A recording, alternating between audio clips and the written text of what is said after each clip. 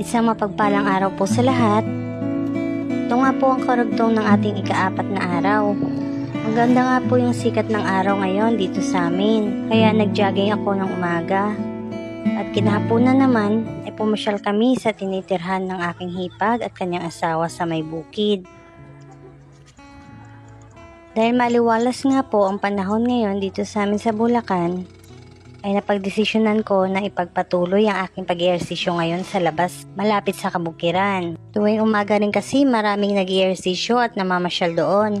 Sa ngayon ay magja-jogging lamang po ako dahil mamaya ay maglalaba po ako pagka uwi ng bahay. Sasamantalayin muna natin ngayon dahil maliwalas ang panahon dahil panigurado yan. Pag nabutan ng ulan, mahirap magpatuyo ng sinampay. Tunay ay masarap sa pakiramdam pag nagpapawis ka lalo na sa umaga. Kaya madalas dito sa amin pag maganda ang panahon, ay maraming tao ang nagja-jogging. Dito kasi bukod sa malawak ang kalsada, ay matatanaw mo pa ang magagandang tanawin at nakakalanghap ka pa ng sariwang hangin. Dahil sa aming mga tiraan na hindi mo na ito mararamdaman dahil nasa magkadikit-dikit halos ang mga kabahayan kaya lalo wala gaanong hangin.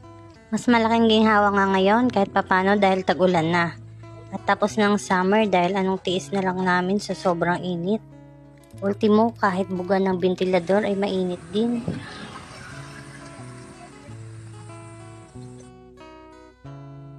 At nabutan ko rin pala na may mga naglilinis dito. Kung hindi ako nagkakamali, ito pa data yung tawag sa kanila. Malaking bagay rin kahit papano ang pagtutulungan ng mga miyembro ng mga sumali dito para sa ikalilinis ng barangay. Nagpahinga lang po pala ako saglit dyan. At pagkatapos ay umuwi na rin ako. Nagtutupi ko muna mga sinamsam kong damit na nilabhan ko noong nakaraang araw.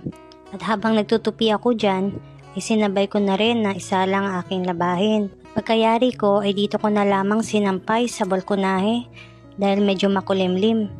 Mahirap na, baka biglang umulan. Nakabili pala ako ng 2 pirasong abokado. Medyo mahal pa pala ito ngayon dahil hindi pa ata napapanahon. At ito nga po pala ang lunch ko ngayon. Alabos na hipon na nilagyan ko ng pampaasim, adobong baboy at avocado na nilagyan ng Nestle cream. Pasok po kasi ito sa low carb at ito po yung application na ginagamit ko. Fast forward po, pupunta po kami ngayon sa bukid sa bahay ng aking hipag at kanyang asawa. Medyo maputik nga lang po gawa nung umulan nung nakaraang araw. At nakakatuwa nga ang kanyang anak dahil pagkakita sa amin ay sumalubong agad siya. Masarap tumambay dito lalo na pag summer. At hindi mo na kailangan ng ventilador pa para lang mapreskohan ka.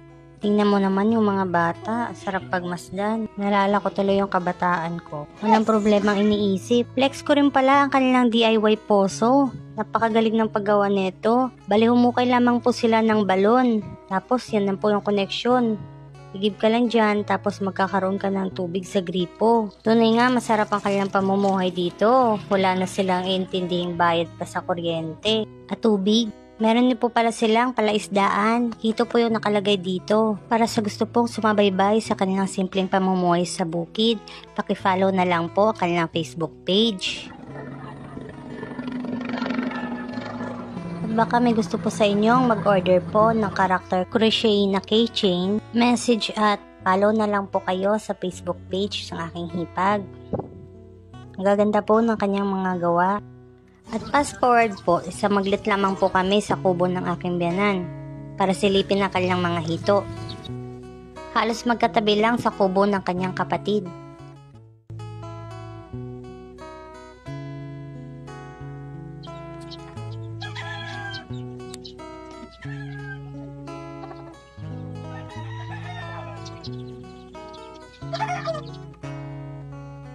At napagdesisyonan na po namin umuwi dahil hapon na nga, mukhang uulan pa. Malapit rin po pala sila dito sa basketball court na bagong gawa. Naghugas lamang po ako dyan dahil uuwi na nga kami. At yan lamang po for today's video.